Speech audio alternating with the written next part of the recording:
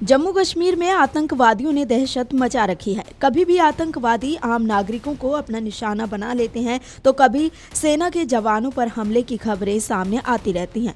हालांकि भारतीय सेना भी पाक के नापाक इरादों पर पानी फेर ही देती है। सेना के जवान आतंकवादियों को मुंह तोड़ जवाब देने से पीछे नहीं हटते हैं।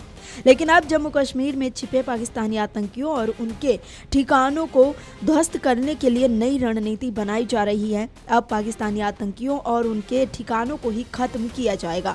सुरक्षा बल आतंकवादियों के बाहर निकलने का इंतजार नहीं करेंगे। जम्मू कश्मीर में फिलहाल यूएस M4 राइफल और स्टील की गोलियों से लैस लगभग 85 पाकिस्तानी दहशतगर्द छिपे हैं। ये गोलियां लेवल 3 श्रेणी के बुलेट प्रूफ वाहन, मोर्चा जैकेट और पटके को भेद देते हैं। सुरक्षा बलों ने अब इसका तोड़ निकाल लिया है। नई रणनीति के तहत ज्यादा ऊंचाई वाले क्षेत्रों में छिपे दहशतगर्दों के ठिकानों पर अब मोर्टार बरसाए जाएंगे। किश्तवाड़ में 3 दिन पहले एक भीषण मुठभेड़ में सुरक्षा बलों ने जैश-ए-मोहम्मद के 3 आतंकियों का खात्मा कर दिया था। मुठभेड़ स्थल से जो हथियार बरामद हुए उनमें 2 AK-47 राइफल, 1 M4 राइफल और स्टील की बुलेट बरामद की गई है। 5-6 वर्ष के दौरान यहाँ कई जगहों पर आतंकियों के पास M4 राइफल मिली है।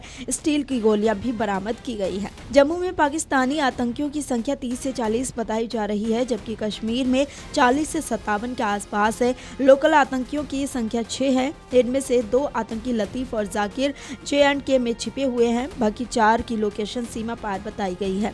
इनमें से ज्यादातर आतंकी ऊंचाई वाले पहाड़ों पर बनी प्राकृतिक गुफाओं में छिपे हुए हैं। ये आतंकी M4 राइफल और स्टील की गोलियों से लैस है। बता दें कि 2017 में पुलवामा के लेथपोरा में स्थित CRPF कैंप पर हुए आतंकी हमले में जैश आतंकियों ने स्टील बुलेट इस्तेमाल की थी। इस गोली को झेलने की क्षमता लेवल 4 बुलेट प्रूफ कवच में होती है। ये गोलियां चीन में बनी होती हैं। भारतीय सुरक्षा बलों में आर्मर पियर्सिंग इंसेंडरी का इस्तेमाल गैरकानूनी है। नाटो ने भी स्टील की गोलियों पर प्रतिबंध लगा रखा है। 7.62 mm स्टील कोर की गोलियों की मारक क्षमता 300 मीटर तक बताई गई है। आतंकी इनका इस्तेमाल ज्यादातर एम्बुश में करते हैं। महज कुछ मीटर की दूरी से M4, AK-47 या इस सीरीज की किसी दूसरी राइफल से इसका फायर किया जाता है। ज्यादातर बुलेट प्रूफ वाहन, मोर्चा जैकेट और पटका लेवल 3 श्रेणी वाले होते हैं। अगर इन पर स्टील की गोलियां दागी जाती हैं तो वे आर पार हो जाती हैं। सुरक्षा बलों को जान माल का नुकसान न हो, इसके लिए अब आतंकियों का ठिकाना ही उड़ा दिया जाएगा।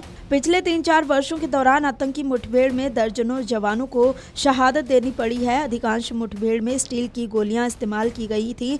अब पहाड़ियों या बंकरों के पीछे छिपे आतंकियों पर मोर्टार से हमला किया जाएगा। Video desk amarujala.com। अगर आप ये वीडियो YouTube पर देख रहे हैं तो हमारे चैनल को सब्सक्राइब कर बेल आइकन दबाएं और Facebook पर देख रहे हैं तो हमारे पेज को लाइक करें।